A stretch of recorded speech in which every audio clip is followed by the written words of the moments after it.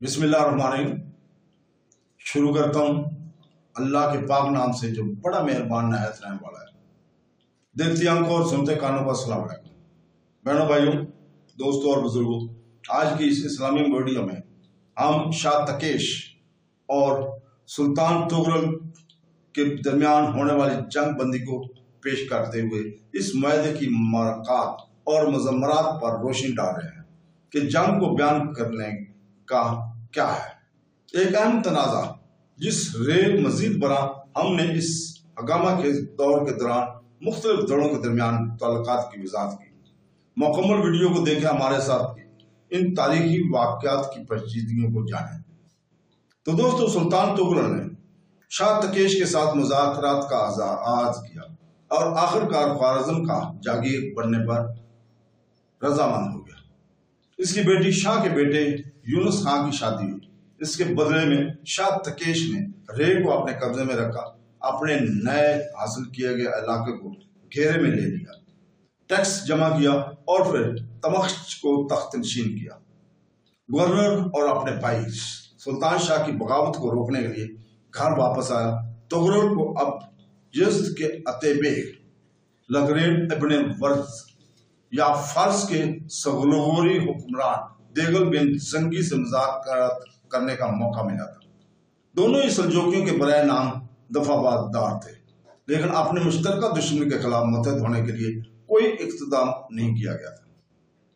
तुगलक को रे में एक दुश्मन क़ुव्वत की मौजूदगी से खतरा महसूस हुआ, जो कि जब्बल और अज़रबैजान के साथ राब्ते का एक स्ट्रेटेजिक शहर था, जो सुल्तान के लिए नाकाबिले कबूल था। सुल्तान ने मार्च 1193 में अपनी दस्तयाब अफवाज के साथ रे की तरफ कूच किया, तमहज को शिकस्त दी और मार डाला, रे पर कब्जा कर लिया और रेज म्यान के अफवाज ने अगली शाह अनाज खातून को सूबे से निकाल बाहर किया। तुगलक ने जो कंदाक अनाज और अमीरान उम्र की वालदा हैं, इनकी दरख्वास्त पर अमन मुआहदे के हिस्से के तौर पर ताहम सुल्तान को जहर देने की साजिश की इंकशाफ के बाद इसे फांसी दे दी गई। सुल्तान हमदान वापस आया।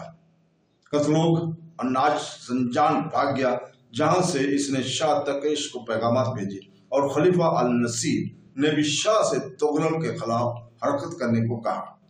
तुगलक ने 1194 में दोबारा मशरिक की तरफ कदम बढ़ाया और कतलक अनाज की मदद करने वाले 7000 ख्वारिज़मियों के फौज की मौजूदगी में बावजूद कतलक अनाज को जंग में शिकस्त दी।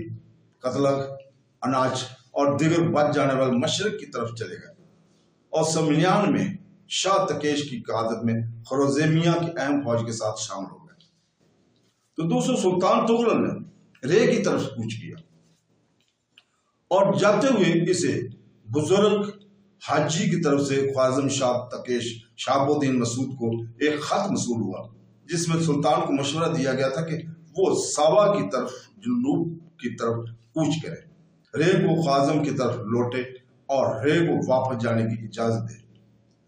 शाह के बेटे ने ज़ेर इंतजाम जो तुगलक के मतहत होगा, सुल्तान ने इस तजवीज़ पर अपने कमांडरों के साथ तबादला ख्याल किया, जो अमन कायम करना चाहते थे या कम से कम जंजान और इस्फहान से आने वाली कुमक का इंतजार कर लें, ताकि दुश्मन के साथ मशगूल होने से पहले फौज को तकवीत मिले। तुगलक को कतलोक की तरफ से पैगामात भी मसूल हुए होंगे, जिसमें इशारा दिया गया था कि तुगलक के आने पर वो अपने पैरोकारों से अनहराफ कर सकता है, जिसने सुल्तान के फैसले को मुतासर किया होगा।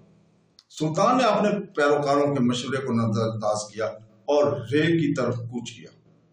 19 मार्च 1194 को ख्वारिज़मियों की फौज जब रे तक पहुंची तो सुल्तान ने शहर के फसीलों से गुजरकर दुश्मन से मुकाबला किया और दुश्मन के मरकज पर हमला किया। इसके सिर्फ 7 जाती मुहाफ़िज़ों ने इसका पीछा किया। इसके बाकी फौज खड़ी होगी, क्योंकि इनके कमांडरों को यकीन नहीं था कि वो जीत सकते हैं और हारे हुए मकसद के लिए मरना नहीं चाहते थे। सुल्तान की आंख में तीर लगने से जख्मी हुआ और इसके घोड़े से गिरा। कतलक अनाज ने अपनी जान बचाने की दरख्वास्त की बावजूद 25 साल सुल्तान का जाती तौर पर सर कलम कर दिया।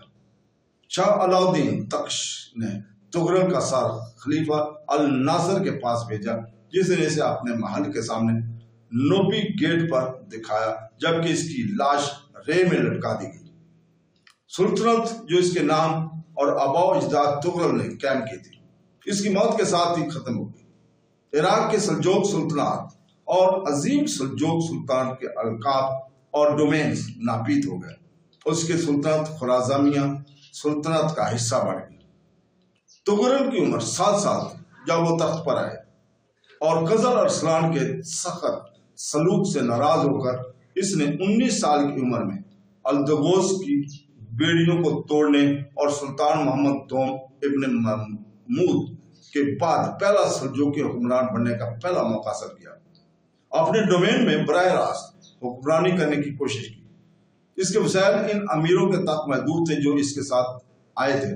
جبل کا علاقہ نسبتاً غریب تھا، اور فارس اور یزد کے اتابع جو تخت کے لیے نامزد تھے کبھی اس کی مدد کو نہیں آئے۔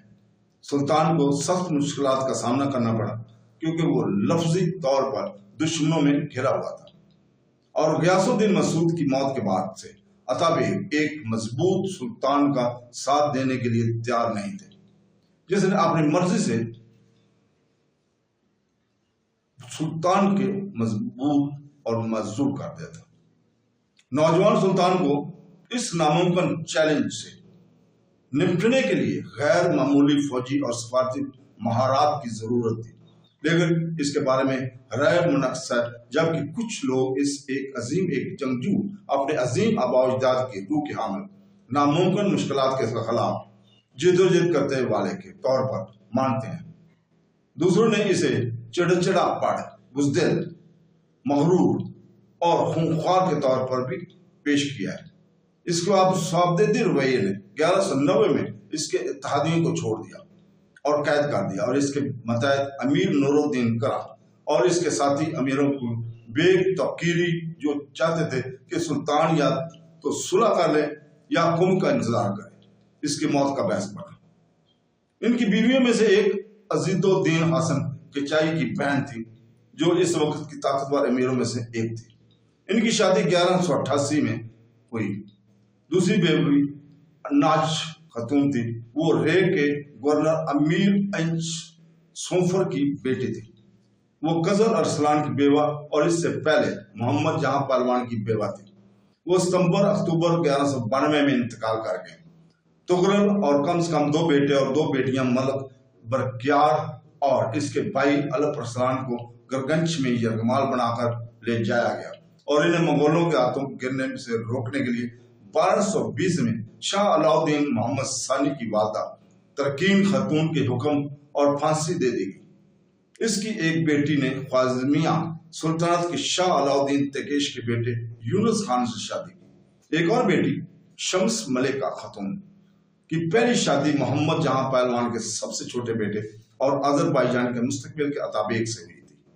اس سے طلاق لینے کے بعد اس نے 1225 میں جلال الدین ملک سے شادی کی تھی، اور اس کا سابق شوہر غم سے مر گیا تھا۔ تو دوستو، بہنوں بھائیوں بزرگوں، کل ہم پیش کر رہے ہیں مظفر الدین قزل ارسلان کی سوانح یاد، اس لیے کل تک کے لیے اجازت۔ اللہ حافظ۔